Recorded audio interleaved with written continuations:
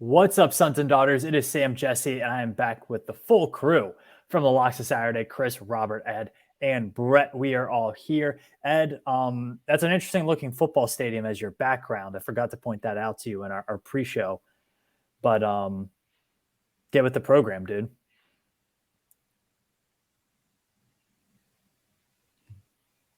Did it all freeze? Yeah, did it freeze? Did I freeze? My whole thing froze. I don't know if your guys did. It might have been me. I do apologize. We are having some technical difficulties tonight. Not we. It's just really me and my laptop crashing. But we are the Locks of Saturday. We're midway through. And we talked about your goal is to be just above 500 at the end of the year with your bets, right? Like I think it's like 53% and above. Depending on the prices here and there, you're probably making money. We're on our way, fellas. We are on our way. Our records through the first few games, yours truly is in first place at 20 and 19. Robert in second place at 19 and 20. Brett and Chris tied for third at 18 and 21. Ed in fifth at 15 and 24, but a lot of time left to go. How are we feeling so far, midway through the season? Not too bad, honestly. I mean, we're picking the hardest game, so like our slate's not the greatest, but I mean, I think overall in the year, I'm like 58% or something, so pretty good. The nutty picks. I'm pretty sure college football ended last week. Tennessee, Alabama, wasn't that just it? That just concluded the season, right? Like, there's no need to play it all out. I'll tell you, Tennessee just won their national title. Yeah. All I know is I am joining the Alabama fans by putting on my tinfoil hat. I am studying referee reactions on there. I'm buying in. It is amazing the level of reaction that's happening from the Alabama fan base. It's a kind of refreshing, to be honest, of just how butthurt they are about losing. It's really phenomenal. This is how the rest of the country has felt for like 15 years. Yeah. Exactly. It's beautiful.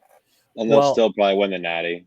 Yeah, probably. They'll find a way. Well, Thanks, Ed. Speaking of Big Orange and the color orange, our first game that we're covering this week has a whole lot of the color orange to it. Syracuse plus 13.5 at Clemson. The Syracuse Orange 6-0. They're still undefeated. This game will be at noon on ABC. Over under a set at 49.5. Brett, kick us off. Yeah, I mean, Syracuse burned me last week. Carrier Dome, I should have known better. That was a dumb pick. I mean, NC State. I mean, the defense looked pretty good most of the game. They looked just as bad as Virginia Tech offense. We're really honest without Devin Leary. But bad pick. Not pick. The Carrier Dome is just a hornet's nest. This game's not at the Carrier Dome though, but I don't think that matters. I like Syracuse in this spot again. I think they're hot right now. I think even at Clemson, I think that they're going to be able to keep it within like 10 points. I think Syracuse's defense is pretty darn good, and Clemson's offense clicking, sure, kind of, but I think actually I'm going with Syracuse here. I feel like it's a chasing bet because I didn't pick them last week, and I'm chasing to get Syracuse a game late, might be, but I still think Syracuse is the play at 13.5. I think they're going to lose probably between like 10 and 14, so this could be a brutal half-point miss, but I would maybe tease it to 14. Your odds would be as good, but we have to pick at 13.5, so I'm still going to go Syracuse. I'm going to go with Clemson here. I think Clemson at home with a well-rested and completely dominant defensive line led by Brian Bresee will be able to slow down the Syracuse running game and their first-team all-world Twitter running back and Sean Tucker. I'm going to go with Clemson at home, D-line, stopping the run. And DJ has been playing much, much better of late. After that first game of the year, I think a lot of people thought, he may not make it through the season as the starter in Clemson, and he's really bounced back and had a really good season. So I'm going to go with Clemson here. Fellas, I cannot, in my right mind, under any circumstance, bet Syracuse to cover against Clemson in this scenario. We see this every single year in college football where there's one team that you're like, man, how are they still undefeated? They're still undefeated. They're 6-0. They're 7-0.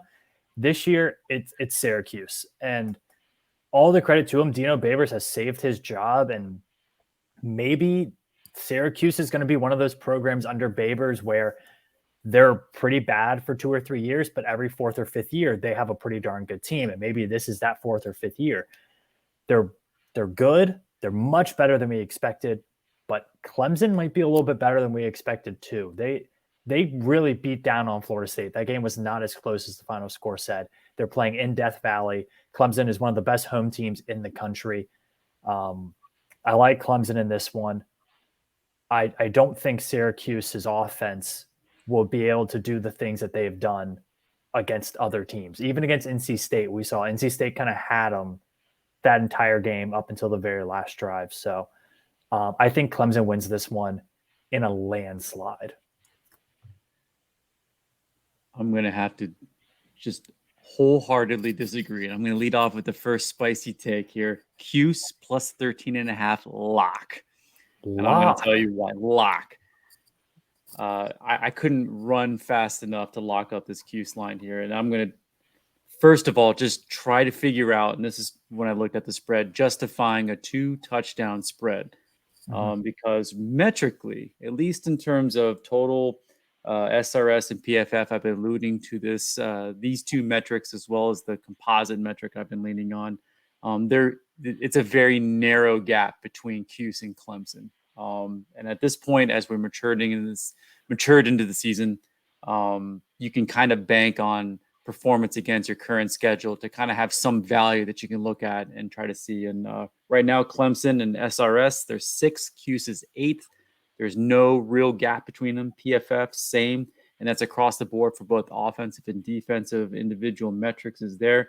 In fact, the Cuse pass defense actually rates out better to match up pretty well against the Clemson passing offense, which DJ recovered pretty well from last year, but he's not lighting the world on fire. So I'm not necessarily seeing the world-beating level of the usual Clemson offense that we've seen in years past. And then the composite. This was the differentiator for me. Clemson ranked in the top 10. I think they're right around 7. Cuse is unranked in the composite right now. And I had to look at that. And then I saw some other teams that were ranked. I'm seeing teams like Minnesota, Illinois, Maryland. So I'm like, maybe the composite just loves horrible Big Ten football. There's a bias there. I have no idea. I'm just wondering why a team like Cuse, which, if you think about it, they're kind of another duplicate of a horrible Big Ten type team. But there's a lot of overlap there, in my personal opinion, when I watch Cuse and when I watched previous other type of teams that are kind of on that composite ranking. So I think the narrative here is just Clemson should be favored by 2 touchdowns because Cuse is just supposed to be bad. Because we remember that 2020 season when they went 1-10. But it's like, if you look back there, they replaced both coordinators during that 2020 season. And then they went into the pandemic and, enough said, they didn't have enough installation capability there.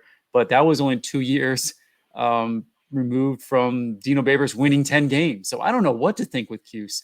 I'm just looking at them right now. They've had the same defensive coordinator in place. We all begrudgingly at least know Robert Renee as a new offensive coordinator can get some juice out of that offense. And I feel like that's going to be enough for them to keep it close on the road. So I hate taking teams on the road that I feel like they can't win, but I feel like Cuse can definitely keep this game close because they have a good ground game. They have a competent pass game, and ultimately their defensive coverage matchup is the best one in the matchup. So with that being 2 touchdowns, give me the Cuse Orangemen. And one of the best running quarterbacks in the country, people forget.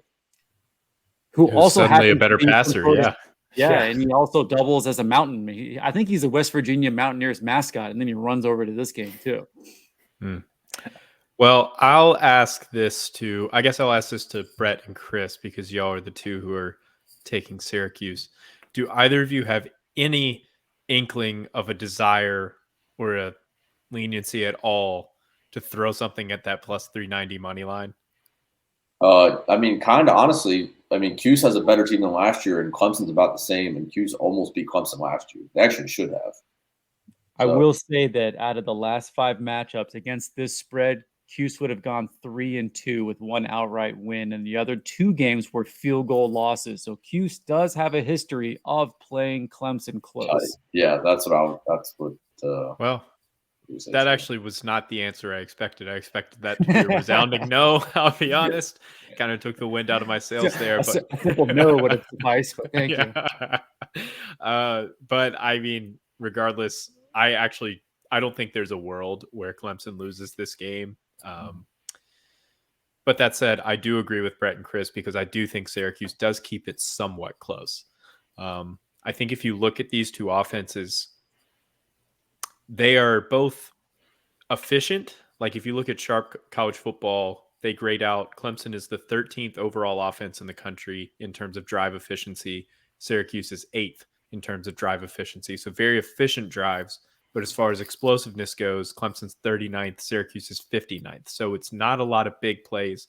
It's just chunk play, methodical drives. Both of these teams do that. I love the under for that reason. I think that this stays kind of in that low 40 range in terms of points, and the over-unders at 49.5.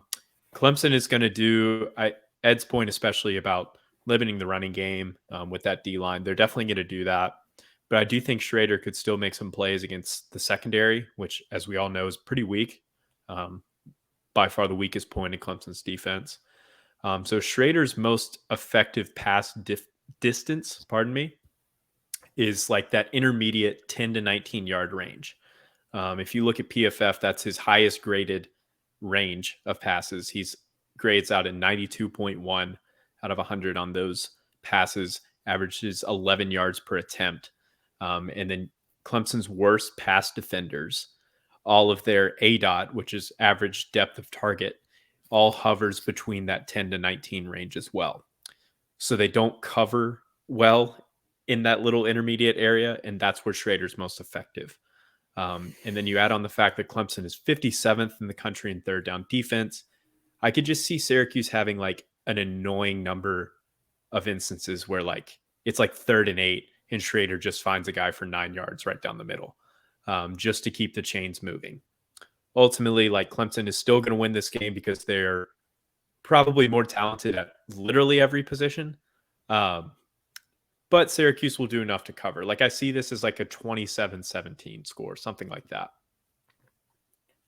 I'm pretty surprised that people weren't hammering Clemson here. I mean, to me, this felt like the letdown game for Syracuse. Maybe I'm wrong. Do we think that there's a worse uniform matchup in college football than the Clemson home orange and the Syracuse away with orange? They're both going to be wearing basically the same helmets, so that's going to be Tennessee versus South Florida. Oh, that's bad. Yeah, that's bad. You're welcome. We'll say this though, Clemson, based off their win total, because they're going to lose. I mean, they're going to lose a game, and this is. I don't know. I don't know if they are. They survived. They survived Wake Forest, and they survived NC State, and they survived in and Florida State. Yeah. That's what I'm saying. That's four out of 5 games in a row that they've been scratching pretty much by their hair of their whats. Yeah. Is this the one where it happens? That's just what I'm thinking. I mean, it could. I think the thing about this Clemson team I'm just saying, like this would be it if there were to lose one. I mean, Clemson, they just don't blow people out. Like this isn't that Trevor Lawrence, we're going to put up 6 touchdowns in the first half and I'm going to be like in sweatpants by the third quarter. Like that's not Clemson anymore. They win, but they don't do so dominantly. And that's a testament to how much better the Atlantic Division is too. But they've also given up some garbage time touchdowns here. So there's a possibility for a backdoor cover for Syracuse, I think. Like NC State and Florida State both scored like touchdowns down double digits, like within the last 2 minutes or something like that. So who knows? Well, from one awful uniform matchup to maybe the best uniform matchup you could possibly get, UCLA is traveling up to Eugene, Oregon. They are 6-point dogs. The over-under for this game is set at 69.5 and will be televised at 3:30 on Fox. Brett, one of the biggest games of the year so far, and I feel like not a lot of people are talking about it. No, I mean, people just don't talk about the Pac-12 really. I talk about the Pac-12. I know, Literally every day of my life, I talk about the Pac-12. I know you do. But just in general, the Pac-12 kind of gets put on the back burner because there's really hasn't been a coaching. There really hasn't been any stability in coaching in the Pac-12 in the last. There's also something pretty unappealing about playing your games at 10:15 Eastern time. So I mean, that's obvious. This game's at 3:30. Yeah, that does 3:30 on Fox. So this line opened at 4.5, and it is now up to 6. So to me, that's telling me that people are trying to get on Oregon, I guess, and I'm not really sure why. I like UCLA in the spot. I think Oregon. I don't know. I bet them a couple times this year, and they've kind of let me down each time. That Washington State game, that cover was the most insane thing I've ever seen in my life. So I don't know. I think UCLA is the hot team right now. This might be another situation where I'm chasing because UCLA, I bet against them a few times this year and lost all of them. So I think this is another one of those spots where you could be chasing at Oregon. It's not at night. It's noon game at Autzen. I mean, still a good atmosphere, but it's different at night there. And I think UCLA has got a good team, honestly. Their quarterback play is obviously – he's kind of like Michael Penix in a way. It's like he's just like really freaking good one day, and then the next day he really sucks. But I think I like UCLA in the spot just solely off the fact that I think they're playing better football right now overall than Oregon. It's been a better team this year overall. Oregon's just been way too inconsistent, and I know Chris Heim's favorite football player of all time, Bo Nix. I'm sure he's going to have some kind words to say about him. So I'm going with UCLA.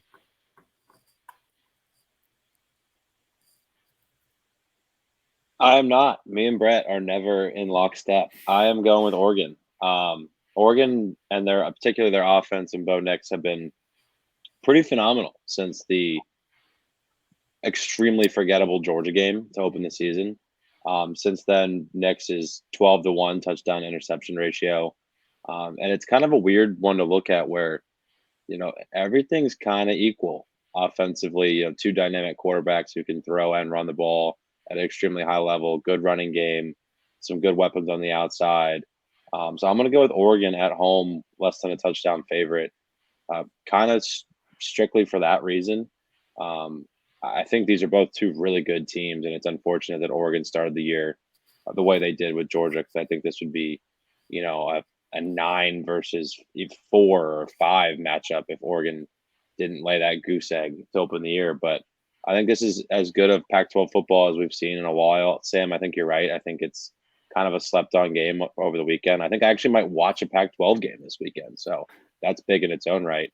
But I am going to go with Oregon here at home, less than a touchdown. And Bo Nix, we've been talking about Bo Nix forever. I love Bo Nix. Maybe he's finally figured something out. I think they have. So let's look at this Oregon offense. Even with the game against Georgia, they are number 10 in EPA per pass. They're number 1 in EPA per rush. They're number 1 in echo rate. They're number 4 in early downs EPA, and they're the number 3 third and fourth down success team in the country. In terms of offensive success rate, they are 6th in pass and 1st in rush. To be honest, if Ohio State didn't exist, Oregon would be the best offense in the country by a country mile. That said, UCLA definitely overachieving this year, which is the only thing that's making me rethink this game. Brett, you mentioned it. UCLA's burned me a few times this year. So there's part of me that's like, all right, I got to just take UCLA. Not going to fall for it. Really, really long trip to Eugene from LA. That's a long trip to take. Oregon playing at home. Don't bet against the Ducks at home. They have not had a great defensive year, but they have been better at defending the rush, especially in key situations like 3rd and short. I think you're going to see Oregon really flex their muscles here in this game. So UCLA, great story, great team. I'm sorry for doubting you. You're a very good team. They're probably a top 15 team. But are they an undefeated team? Probably not. So where are they going to lose? This is probably their most likely loss left on their schedule. So I'm going to go Oregon to win this one by a touchdown. I like that it's at 6.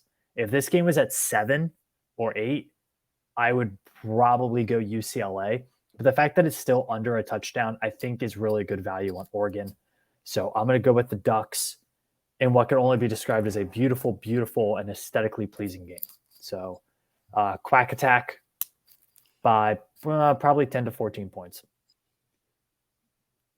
I'm going to have to respectively disagree and agree then with Brett. So, I mean, Brett, you nailed it on the head. Ultimately, this is going to be a Bo-Nix referendum here, but I'm going to lay out a few more points before I get to that one eventually here. So, the 6 points kind of threw me off here because, to be honest, I feel like Oregon, I'm getting I'm in laying those points. I feel like there's no value there because with UCLA, I'm getting the better team metrically in all things, but I believe the composite right now. And in the composite, when you're talking about all of the different like S&P Plus, FEI, college football ratings, like all those type of standards there, once you get into the teens, like the narrowness is neck and neck. So there really isn't a lot of differentiation. So when I look at 6 points as being the gap between these teams in Vegas, and they're both in the teens, the composite,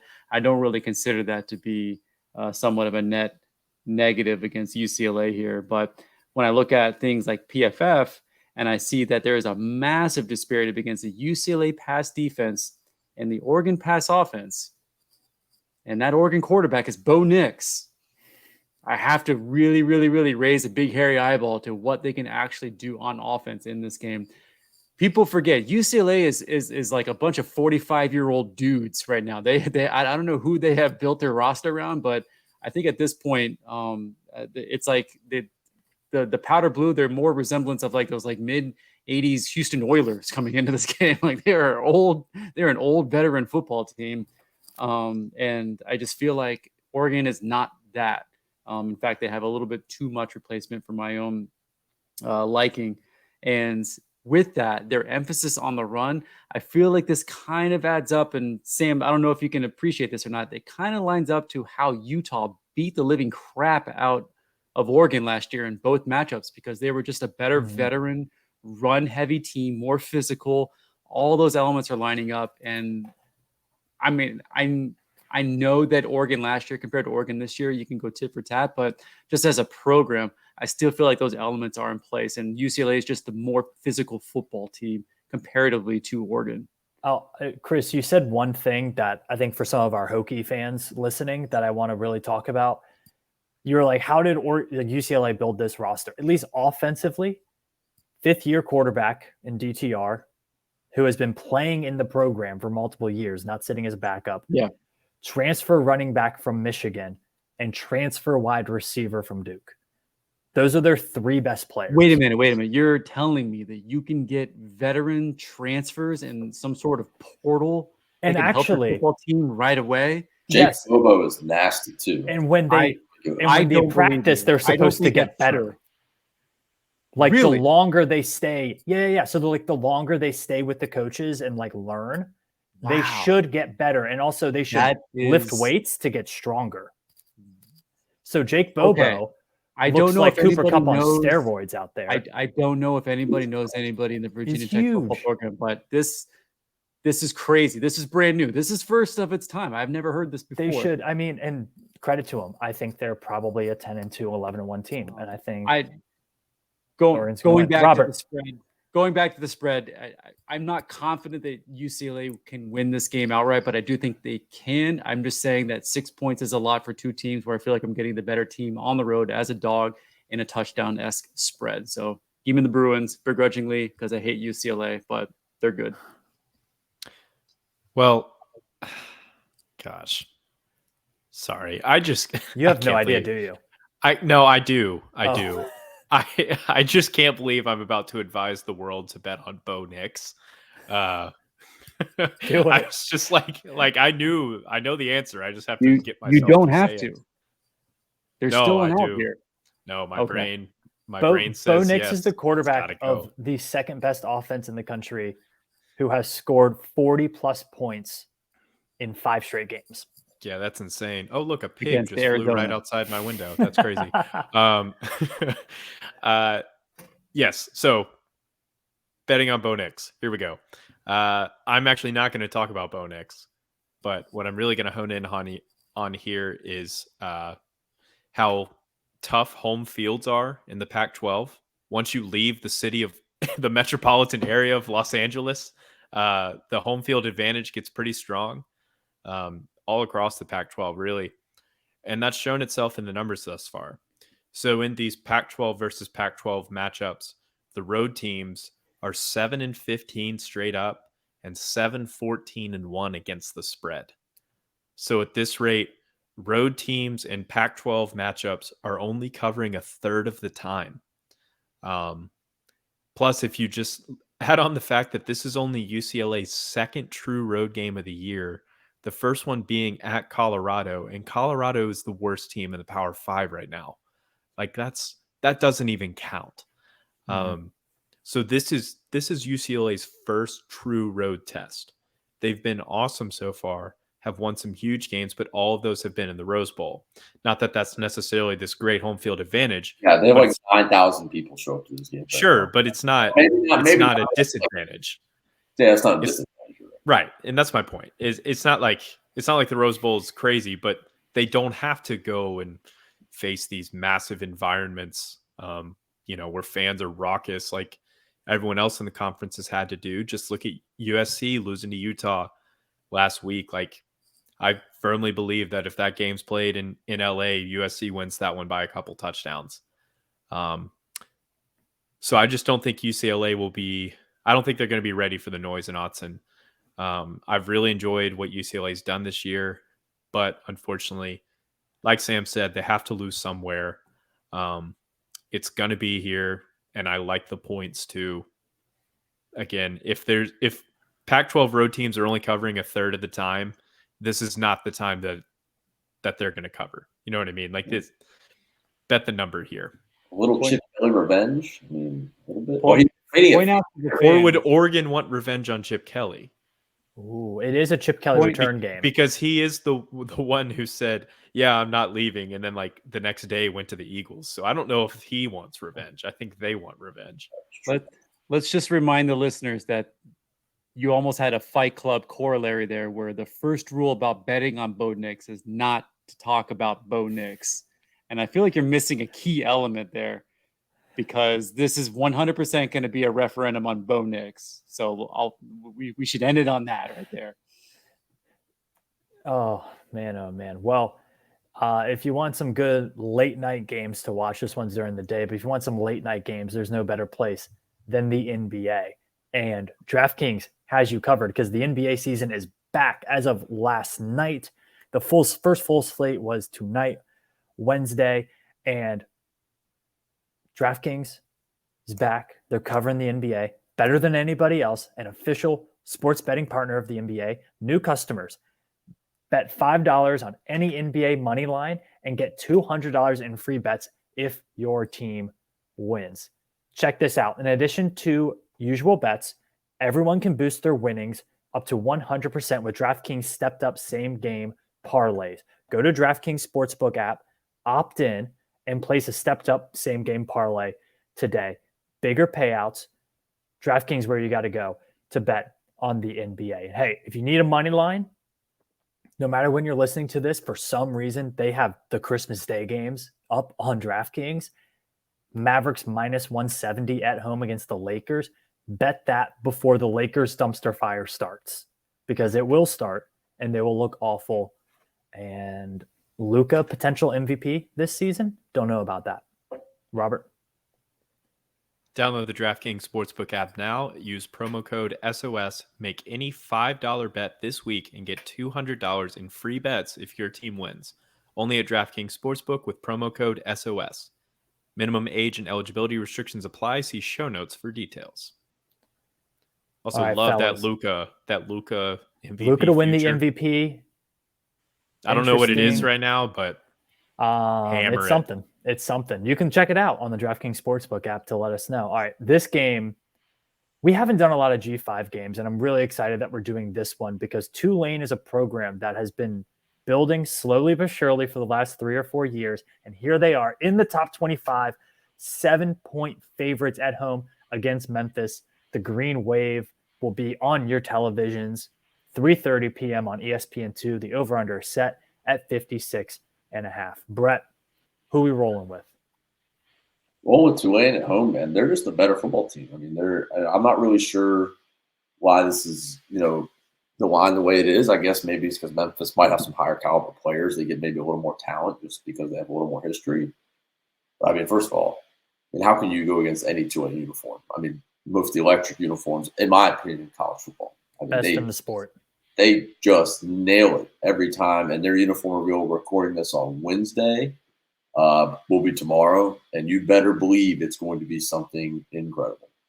So, honestly, I think, like I said, I'm just going back to the teams now. I'm not really sure what's happening because 54% of the bets are on Memphis. And I guess maybe it's because it's a whole touchdown. I think maybe if it was below that, it would drop drastically. But Tulane's just a better football team. I mean, they're 6-1. They've got some good wins. Memphis 4-3. I mean, they've lost 2 in a row. So it's like they lost to Houston and ECU, both heartbreaking losses, however. So, people have to kind of look at it like, are they there?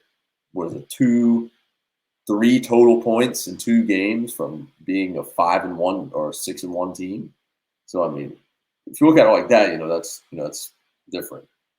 But I mean, Tulane beat those teams they lost to. I mean, ECU and Houston, they took care of business in both of those games.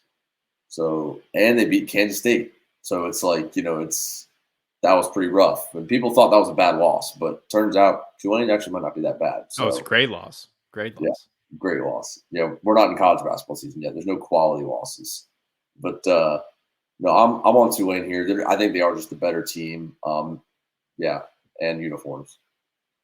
What did you say the money numbers were? Like how much of the money's been bet on Memphis? So 54% of the bets are on Memphis right now, but only 23% of the money. So that's telling you like people are just betting it because it's a touchdown.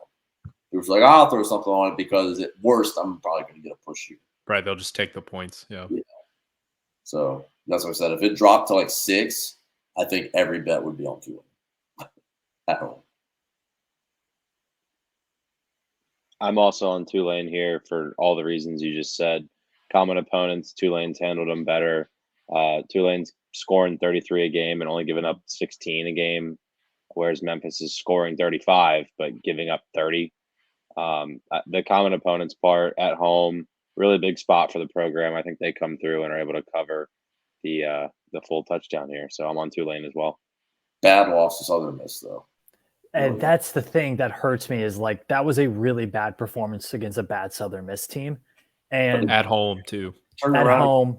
Houston, but Houston might not be as good as we thought. I mean, they're actually not even close. Houston is not even close to what. Don't even get me started on the Houston Cougars. My God. Yeah, Dana might resign at the end of the year. Blacklist. Houston is blacklisted for this year for me. Yeah, they're bad. Anyway, sorry, go ahead. No, it's Tulane all the way. Roll wave. They're going to beat them by 1 million. It's not going to be close. Memphis is a good team. And I think after back-to-back heartbreaking losses, now you got to travel down to New Orleans to play this team. The vibes aren't good for Memphis after those. And the reason Memphis lost those games is because their defense has a tendency to crumble late in games.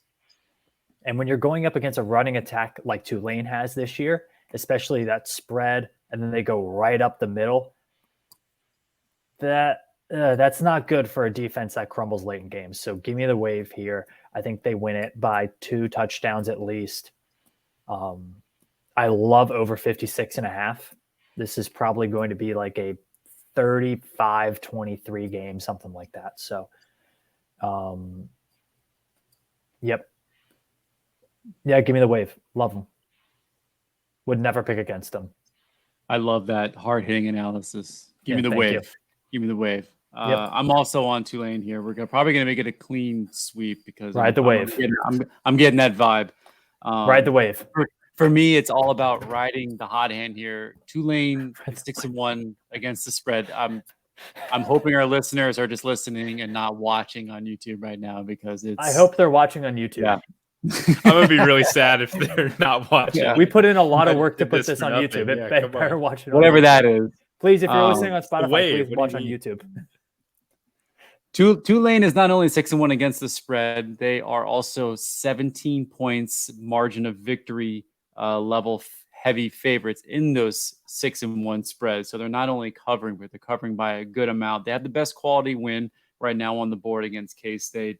If you want to look at the metrics, they even have that too. You're looking at Tulane versus Memphis. It's 31st overall versus 52nd overall. So that's a pretty significant gap there in the middle of the pack. And as well as PFF, Tulane is at a 90.4, Memphis at an 84.3. So you're trying to justify why they would be favored by 7 points. You have a significant gap, even baked into the metrics, in addition to the eyeball test and the best neutral field type of win that they've had between the two teams. Neither one shot composite rank, and composite's kind of the composite of top 25. And these aren't necessarily a matchup of two top 25 teams. But for me, at the end of the day, everything we said about Tulane is true. In fact, if anybody had listened to previous years as the de facto Sun Belt czar, I'm going to propose a trade. And so what I'm going to put out there, I'm going to call this the gumbo trade. And I'm going to trade both Louisiana, Lafayette, Monroe schools to, the American in exchange for just Tulane and a bucket of gumbo. So I feel like I'm getting the better team and a delicious meal, and they're getting two additional teams there and a fair trade up for two individual. I don't know if they'll accept, but I'm going to put it out there, almost like a bad fantasy football owner. I'm going to put some pretty kind of like mid-level type stuff out there and just see if they take it. But I don't know. I just man. feel like Tulane feels like a Sun Belt team more so than the other teams. That might You just might be be me, getting but fleeced in that trade. I don't know. You're talking about the Raging Cajuns. You're talking about the I'm Fighting getting Terry New Bowdens. Orleans Come versus- on. I'm getting New The son Orleans of a versus legend. Monroe and Lafayette, Louisiana. There is no trade here where that is a losing strategy. I'm buying New Orleans and I'm getting rid of Monroe, Louisiana. Let's be honest here. I'll throw in Terry South Bowden. Florida I'll throw in. I will take South Florida in exchange for also getting Tulane. How about that? We'll sweeten the deal a little bit. I'll Terry take some back. Bowden's the oldest GA in the history of Clemson football. He was like a 60-year-old GA a couple years ago. Terry Bowden is like the Colonel Sanders of the southeastern region of the United States. The man is the oldest delegate possibly ever aligned to the entire region. I think he's But we coached digress. everywhere at this point. Yes. Anyways, yes. go Green Waves. Go All wave. right. Robert, are we riding the wave? Yeah. Hold on. You see this? Yep. I'm waving. Oh no. It's a wave. We did miss the Robert dad jokes, and you got to get pretty good at them. So Yeah. It was pretty. Yeah. I gotta shape up for sure. Tulane has quietly definitely become one of my favorite teams in college football this year. 6-1. Also, a fun thought here: if the 12-team college football playoff system was in place today, Tulane would very much be a playoff contender. Because with the 6 automatic qualifiers, like they're one of the top G5 teams right now. It's like them and Cincinnati are the only 2 ranked ones at the moment. Can you imagine that? That's if awesome. they had beaten Southern Miss, right, they could be top 15 hosting. Right. Crazier Yeah. things have happened in college football, believe it or not. Yeah. Which, by the way, is the ultimate proponent of the 12-team playoff with hosting advantage. Because wouldn't you want to buy college football playoff tickets to go to Tulane? Yeah, who is against that? If you don't it's want a called 12-team fun. playoff, you're being a butthead on purpose online. Yeah, I don't think real you just people don't like fun. don't want that. There's Oysters west of the Garden. You're one of those District, people who New thinks that Orleans. Aaron Judge is the true like record holder for most home runs in a season. Like Yankees no. fans. They don't even Yeah, watch that is- football up Stop there. it. That is a Stop it. tangent we do not want to go on right now. Stop it. Yeah, I just got rid of dealing with the Yankees. I don't need to deal with them anymore. Yeah. Best uniforms in college football. Y'all said it. They beat the future Big 12 champions. They are 6-1 against the spread this year, which is tied for the best record in the country. Everything is hot for them right now. Bet them while you can. And while you're at it, throw something at their plus 475 American championship odds. I like that actually. They Why? got a tough. That keeps Cincinnati's going down. still there. They are. Cincinnati's Look, still there. but I mean, so what? You're talking about two teams right now, and you can get one of them for plus 475. You got to take that. Yeah, that's true. That's true. Well, you talked about the Big 12. Our next two matches from the Big 12, which is slowly but surely becoming the epicenter of college football. I mean, it's probably the tightest conference race, probably the most interesting conference race as well. Let's start with the one in Stillwater, Oklahoma. It is Texas -6 at Oklahoma State. Another 3:30 game. This one on ABC. The over/under is set at 62. Brett, horns up or horns down? Horns down, baby. This is my mortal lock. I mean, people keep betting against Oklahoma State every week. Even though last week didn't go the way it is, still covered. They've covered some tough. No, they games. didn't. Last No, week, it was 3.5. They covered. They covered 3.5. They covered 3.5. Or no, I'm thinking of the Tech 2 weeks ago. Sorry. They lost by No, 7. Oklahoma State. Yeah. Oh, sorry. I thought they lost by 3. Never mind. Go on. Oh, or whatever. Anyway, still it's Stillwater. It doesn't matter. Stillwater at home on 6-point underdogs. I don't know. I like Oklahoma State in the spot. I still think they're still a pretty good team. Defense, I think, has been more suspect than overall. But yeah, I don't know. I think it's tough to Texas. I mean, I think they're much better. I mean, I think they have the talent, but going into Stillwater as the favorites is tough. So I like Oklahoma State here in the spot. You know what? My apologies. I'm wrong. Yeah, it was a 3-point game. Yeah, I was. Yeah. I thought they ended it on a pick or something. Like they scored a touchdown and then they got a pick to win it. Yeah, and then they buried. But they got a pick after a field goal. Sam, you might have to update our standings. I have to update the standings because I picked Oklahoma State. I did too. I even looked at the final score. Oh, your boy might be in first place. Let's go. There's another I was wrong person on that one. The pokes here. I'm gonna throw it out there because I was on OSU. Yeah, I was too. And you've heard it here first, folks. There is there's malevolence here in the juicing of the lines of the final lock scores. I'm ashamed. Let me hang my head here.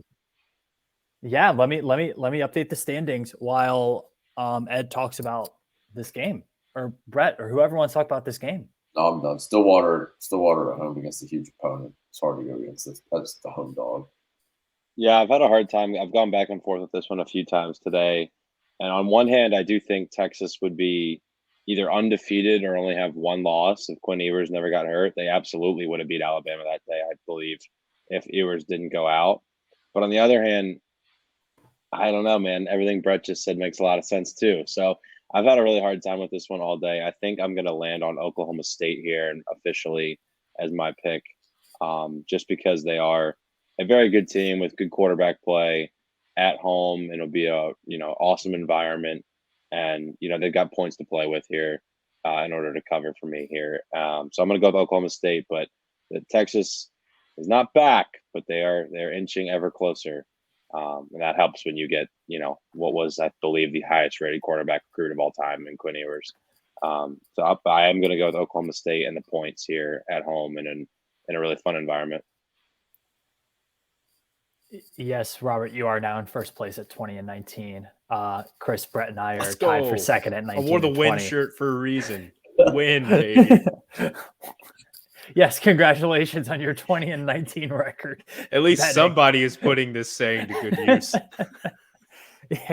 Yeah. Oh my goodness. We don't have to talk about the Hokies this week. They don't play. Yeah, you got to retire. They can't hurt us.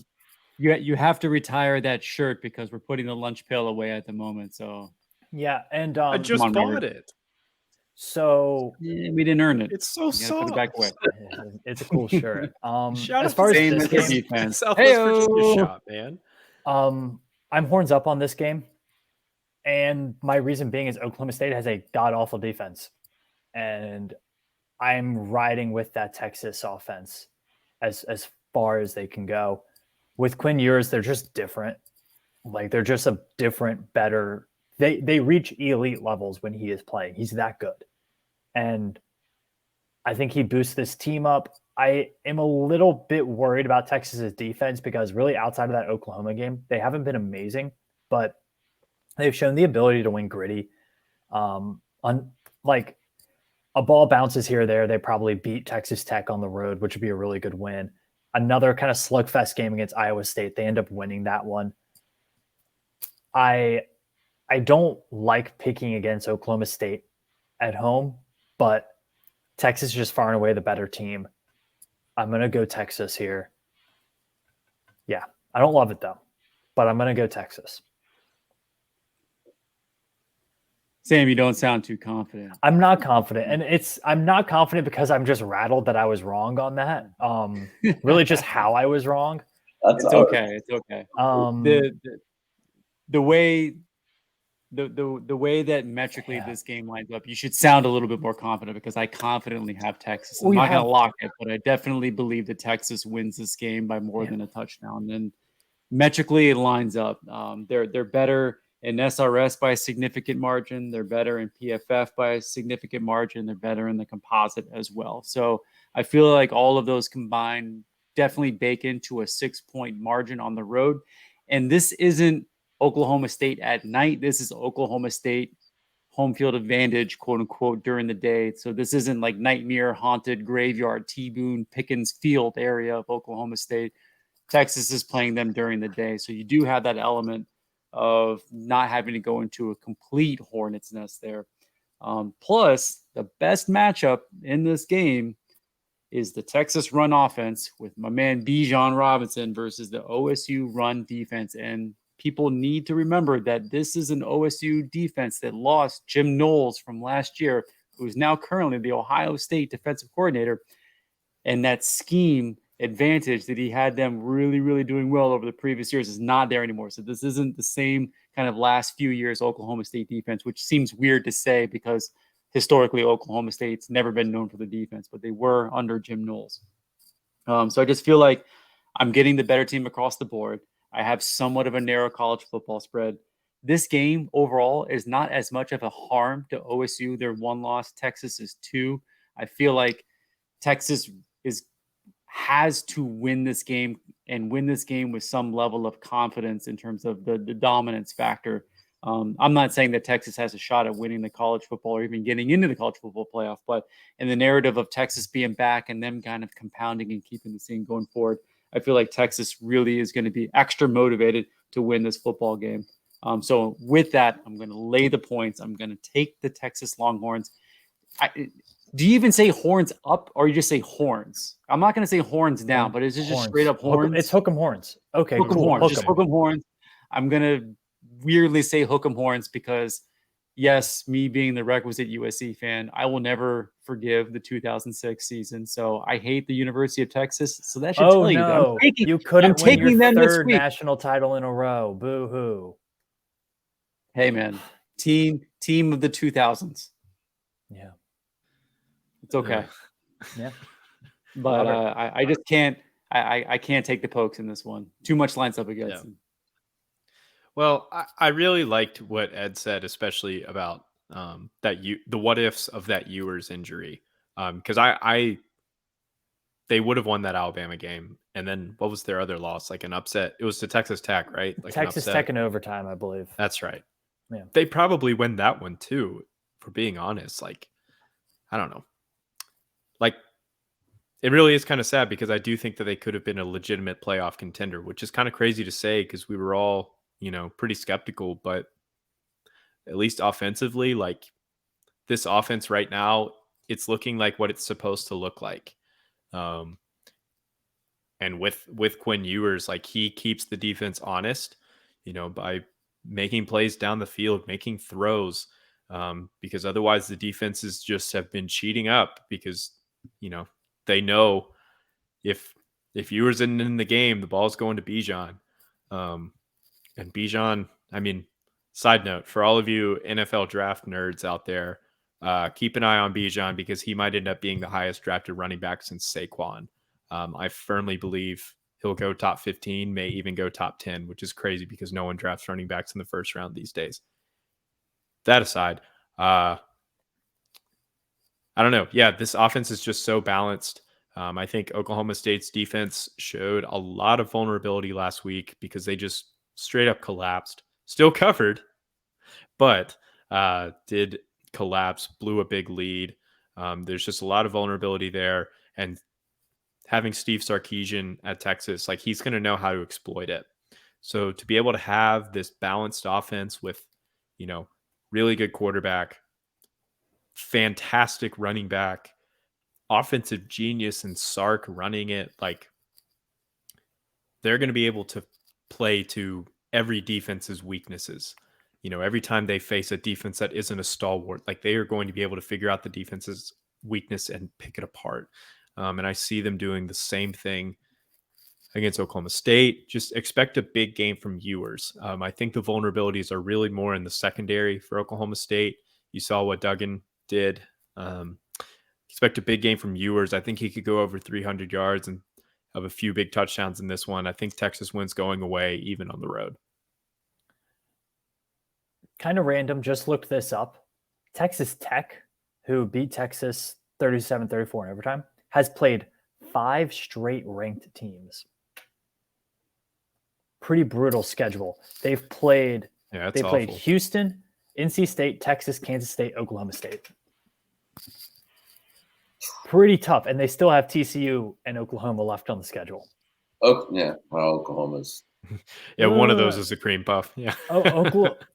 Oklahoma's a cream puff until they drop 50 on you. Yeah, they're better with Gabriel back for sure. Yeah, this should be a really great game, though. I love that the Big 12 has become like more relevant than the Big 10. It feels like the old Big 12 again. Just high-powered electric offenses, and that's what made it fun. And then they just all sucked for so long besides Oklahoma. So was not fun. It's gonna be awesome when they realign the whole thing and the whole conference goes to complete mush. But that's a whole nother podcast. It's a whole nother one. That's a fun off-season podcast. We're a long ways away from there, but coming soon, folks. Our next Big 12 game, one that's very near and dear to the heart of some people on this show, Kansas State plus 3.5 at TCU. TCU, the darlings of the Big 12 right now, undefeated, playoff in their sights. One of the best offenses in the country against a Kansas State team that's just gritty, grinding, hard-nosed, well-coached, probably not very talented, and it's almost bit them in the butt a few times this year. So Kansas State plus 3.5 in this one.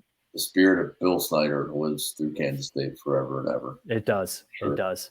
But won't live this weekend. I'm on TCU here at home at night. I know it pains, Kansas State's team we talked about a lot at the beginning of the year. They definitely, they're going to, I think they're definitely going to hit their win total or they're over. I mean, at this point, unless something drastically bad goes. So, I think that was a great pick by Robert and I think we already had some agreements on here. But I think TCU, honestly, they are the darlings. They're the hot team. That was a huge win last week against Oklahoma State. They get home at Carter Stadium at night. It's going to be crowd. It's going to be crazy. There's going to be probably a lot of prayer before the game, but it's still going to be pretty crazy. So, I like TCU in the spot. Duggan, I questioned him before the season. I wasn't really sure how good he actually was. But I think with Sonny Dykes, he's brought the best out of him and brought the best out of his offense. They're electric.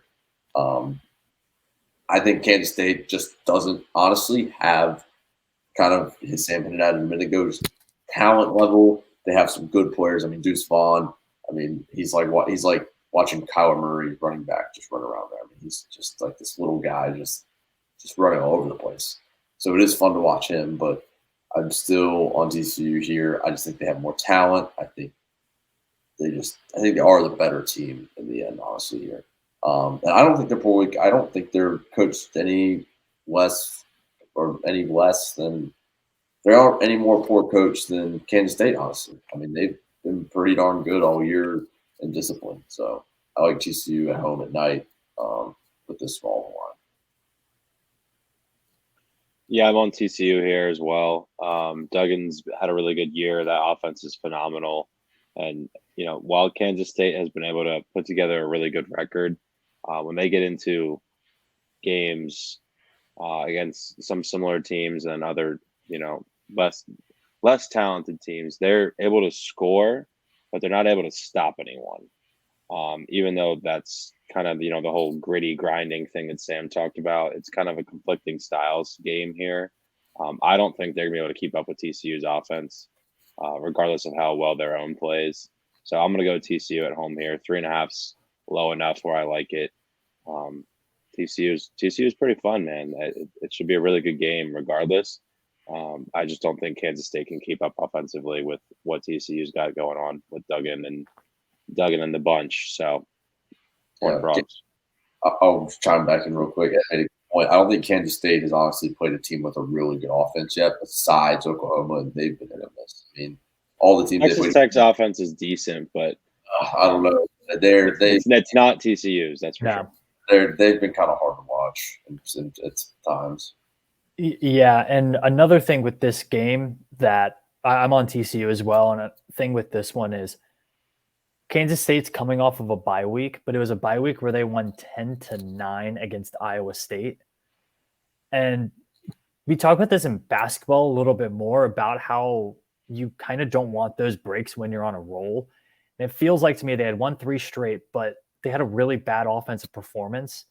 It's been 3 weeks since they've had any success on offense. Like that's a long time, like kind of sitting there without points to kind of motivate you. So I worry about Kansas State's ability to score. Like, what's a bad offensive night for TCU look like at this point? They're averaging 45.8 a game. Bad offensive game is probably like 32 to 35 points. Can Kansas State score 32 to 35 points on the road in this game? I don't know about that. TCU doesn't have, like, they're not a good defense, but they're not terrible. They have athletes who can make plays, and Kansas State's been a little bit one-dimensional with running the football this year. So I like TCU in this one. I love Kansas State this season, but probably an 8-4, 9-3 team at best. Here's where one of the losses comes. I'm going to roll with the Horned Frogs in this one. All right, I'm loving that the second half of this is going to be probably more pro K-State here. I'm going to start it off. So, Robbie, I'm not going to steal your thunder here, but I'm taking Kansas State plus 3.5. Why would you assume? Why would I assume? Because just because I'm like Robbie, financially vested into this team and all these other reasons. You're almost at this point one of the primary donors of the Kansas State football programs here, at least for the 2022 season. But yes, by the metrics, I've been a firm believer in my 3 core metrics. I've set them constantly week to week to week here. SRS, TCU is 7th, Kansas State is 16th. And you think, wow, that's somewhat of a margin there. When you realize that the ratings differential between those is negligible. Like, there's a Coke bottle from basically anybody outside of the top 5 until about the latter part of the teams, and then it gets even worse from there. So it's like anybody who's 6th to like 16th, there's no real tangible difference between them metrically.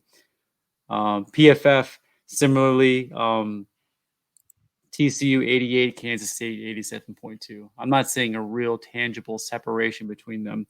And then in the composite as well, which we said is an index of 6 different rating systems, TCU 11th, Kansas State 19th. And you'll see that there's even some fluctuations where Kansas State is ranked higher and TCU is ranked lower. So there is a level of fluctuation to even that metric in and of itself, which probably is a big reason why this game is only 3.5. So in this case, I think these teams are even. I'm getting a plus 0.5 extra value on Kansas State. And that's probably the primary reason I'm taking them, because I feel like this is a very close, quote unquote, Big 12 game, which you never think of Big 12 games ending closely. It's always like a barn burn or something. But I feel like Kansas State at this point has the best overall matchup. And for me, the biggest category for that is just Kansas State has the better running offense, and TCU's defense is atrocious overall, like even pass and in the run as well. So I'm getting the better overall matchup in terms of a difference between metrically rated units, and the Kansas State run offense is better metrically rated. Gap between the worst matchup differential, which is the TCU rated defense. So I feel like that is an advantage. So I'm getting the slightly better defense on the road here. And I feel like the old adage of defense travels, I'm getting somewhat of the better defense in this matchup, who's an underdog. So all that lines up to value. I personally would not necessarily, I would say in this case, really value one versus the other. I'm just taking the most amount of value, but to me, this is the definition of a coin flip game. This is a slightly better value. This is absolutely a 50-50 game, which is right now because of the plus 0.5, it's like 52, like 48 Kansas State in terms of value, in my opinion. So I'm taking that slightly higher value. This is a big time.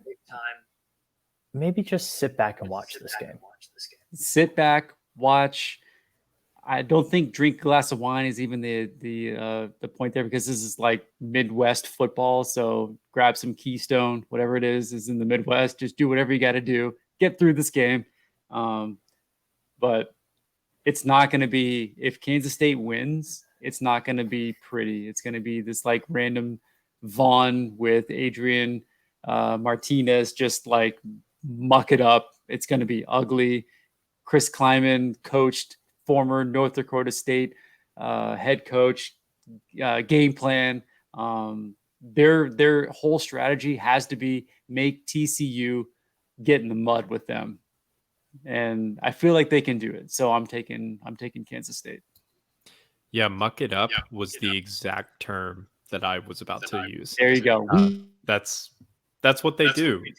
That's what Kansas State does. And I mean, you guys already know who I'm picking.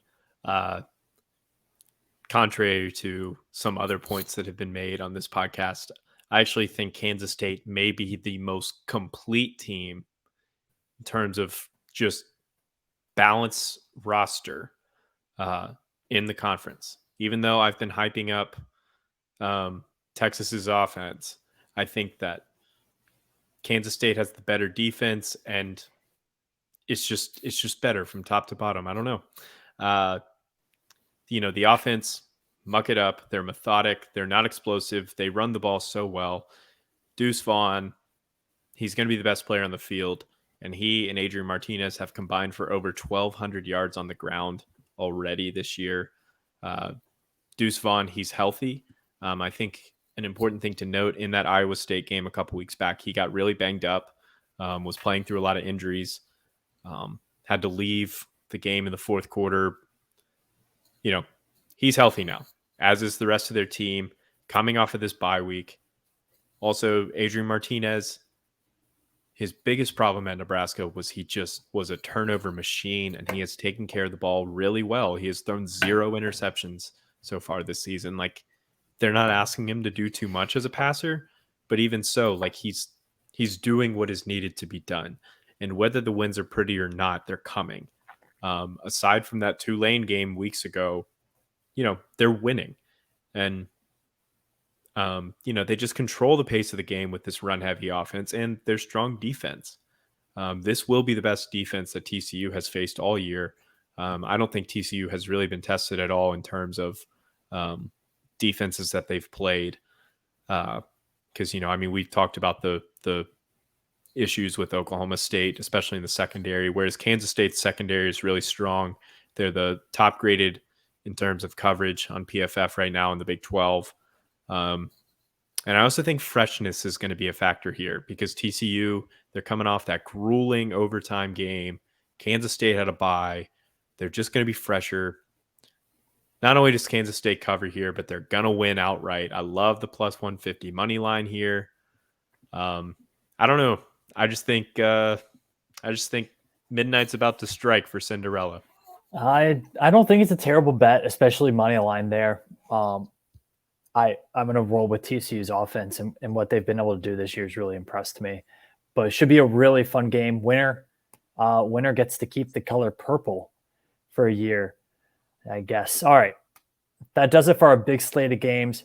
Brett, this is your moment. You've been nailing these, and this one right here. When I saw the line, Brett, this is This is just disgusting. It's horrible. What you're about to do. 6-2 though.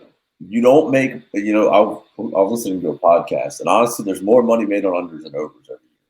People just like betting overs because it's fun. Yep. Unders are not fun.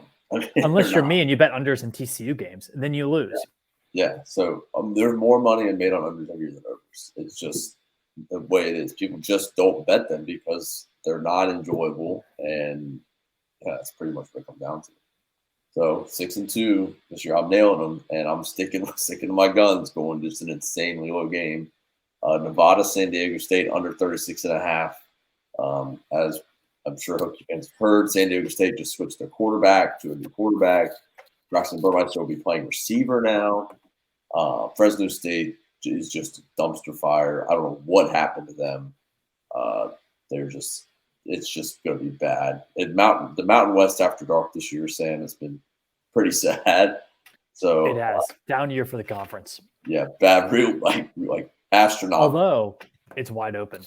Yeah, but it's been like astronomically bad this year. I don't know what happened, but yeah, I'm on this.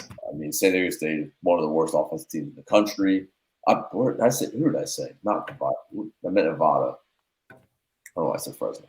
They're also that Fresno's playing. I can tell you why I said it. Because Fresno's playing New Mexico, and that line's at like 40. So I might take that one too.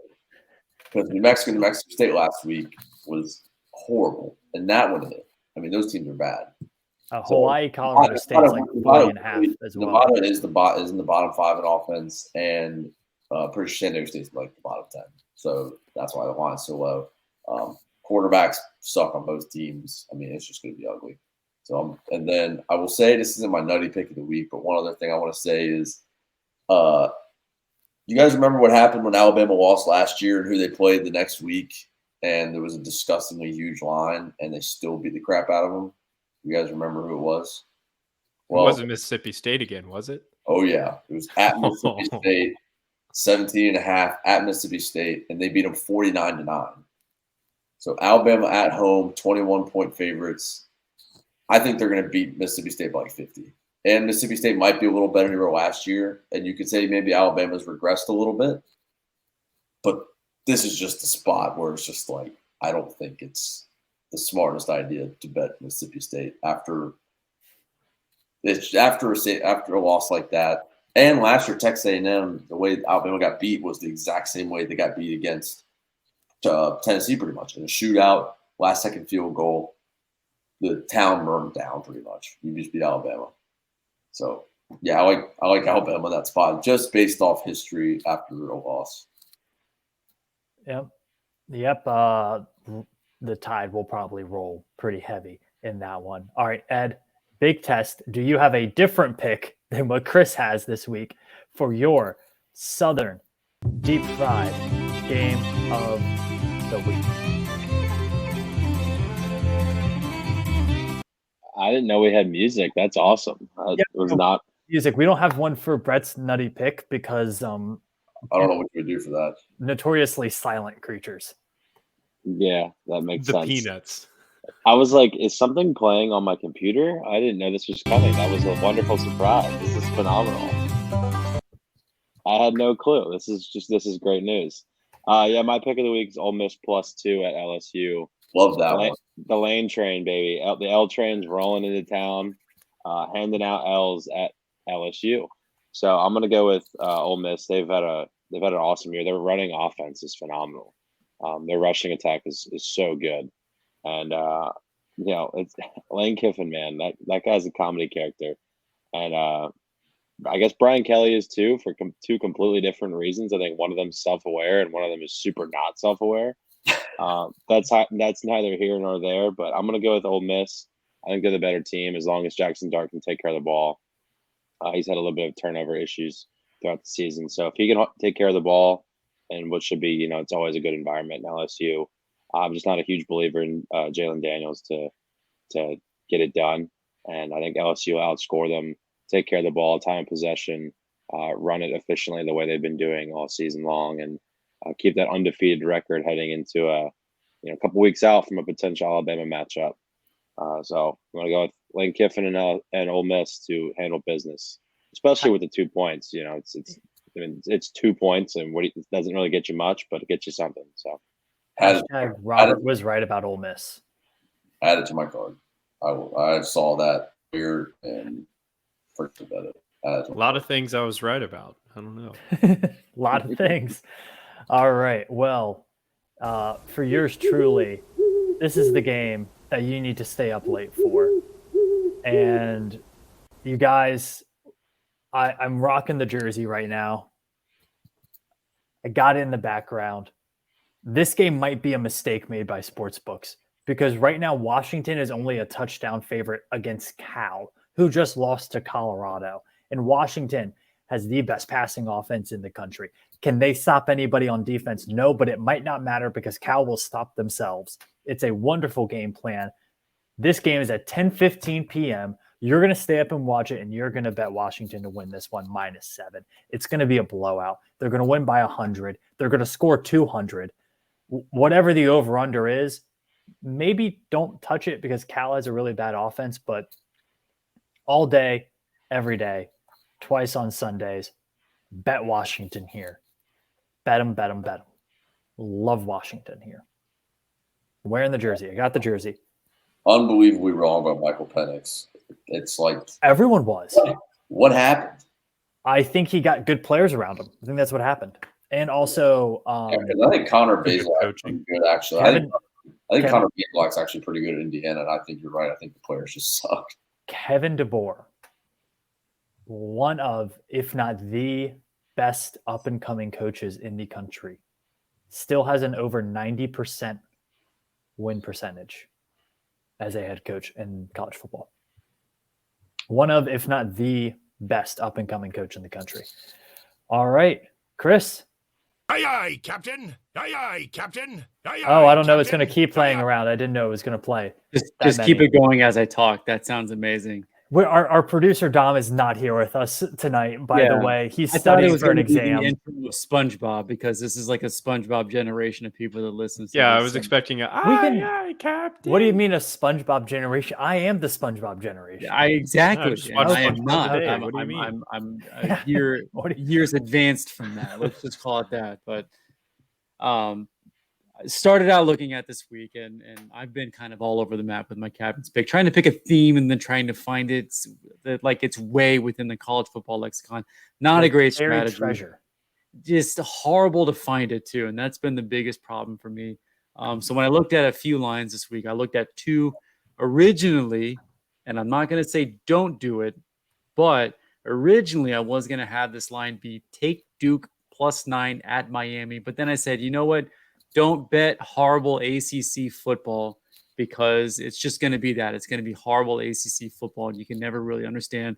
Although I do want to shout out the fact that there's probably going to be like 4 people at that game. That's going to be great. It's a 12:30 kickoff at Miami with Duke on the road there. It's going to be – I cannot wait for the Twitter images to come inbound, and it's going to be just a bunch of – I guess they're – what color scheme is that in Hard Rock? It's like some sort of like greenish Dolphins color, like teal and it's orange. like teal. Yeah. It looks like it looks like they could probably do better by doing their own images and using that as a green screen and supplementing fans into the actual images they do it, and be like, I'm gonna gaslight the college football fan base of thinking that there are Miami fans. But nevertheless, I'm moving on to a different game. I am taking, and this is going to be the ultimate test of my stinky captain's pick of the week versus what I consider to be the best team against the spread this year. Yes, that is right. I'm retaking the Kansas Jayhawks, who are 6-0-1 this year. We previously took the Jayhawks pretty unanimously across the board for that one, which was a push aspect of it against, I believe it was the Texas Christian University football team there. But I'm almost testing the stink of my bet versus the awesomeness of their performance against the spread. So you can say in theory that they are 100% there because they're 6-0-1. I don't believe the Baylor Bears should be favored against anybody by that many points, regardless of where they're playing. And this game's at home, but 8 points seems like a lot. I'm getting a competent Kansas Jayhawks team. So I'm not buying that. I'm taking rock chalk this week, and we'll see. This is like what is it? A movable object meets unstoppable force. my captain's choice betting stink versus the Kansas Jayhawks, ultimately great against the spread record. So this is like, if it's good, then just hammer the Jayhawks for the rest of the year. So a little bit of subjective science here this week. Would be a great basketball game. Yeah, that might have national implications if it was a basketball game. I still forget that Baylor's good at basketball. So that's like the one thing for me is I can't align that in my head of Baylor being good at basketball. Or nothing, no. All right, Robert. Yeah, give me that cha-ching again. There it goes. Hey, I was expecting maybe some dialogue from Wolf of Wall Street or something. So yeah, my free money lost last week after I hyped it up. Thanks, Kansas. Actually, that was their. Yeah, no. So Chris, I don't know. They're actually 5-1-1 against the spread. I know that because I picked them last week and they didn't cover.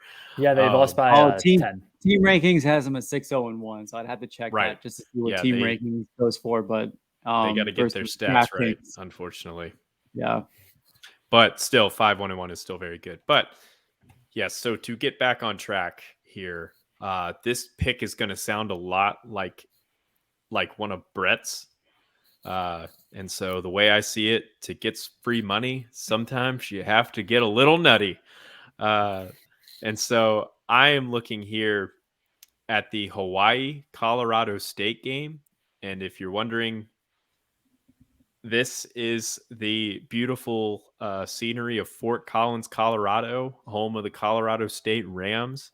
The over-under in this game is set at 46.5, which I have absolutely no idea how it's that high, because Colorado State, these are two of the worst teams in the country, like two of the worst offenses in the country.